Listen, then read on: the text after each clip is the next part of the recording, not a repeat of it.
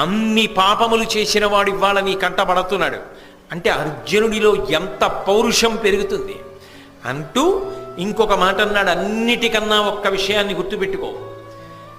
ఏ మత్స్యయంత్రాన్ని కొట్టి నువ్వు ద్రౌపదీదేవిని భార్యగా స్వీకరించడానికి సిద్ధపడ్డావో తదనంతరం వేదవ్యాసుని యొక్క వాక్కు చేత కుంతి వాక్కు చేత ద్రౌపదీదేవి మీ 5గురికి భార్య అయిందో, ఎవరు రాజసూయాగం చేసిన తరువాత అవబృధ స్నానం చేసినటువంటి తలకట్టుతో ఆ దుర్యోధనుడి యొక్క సభలోకి ప్రవేశించిందో, ఏ ద్రౌపదీదేవి యొక్క కొప్పు పట్టి ఈడ్చి వస్త్రాపహరణం చేశారో, ఏ ద్రౌపదీదేవి వంక కర్ణుడు తిరిగి జూదంలో ఓడిపోని 6వ భర్తని వెతుక్కో అని నవ్వాడో, అటువంటి దుర్మార్గుడైన కర్ణుడి మీద యుద్ధానికి ఎడుతున్నావు.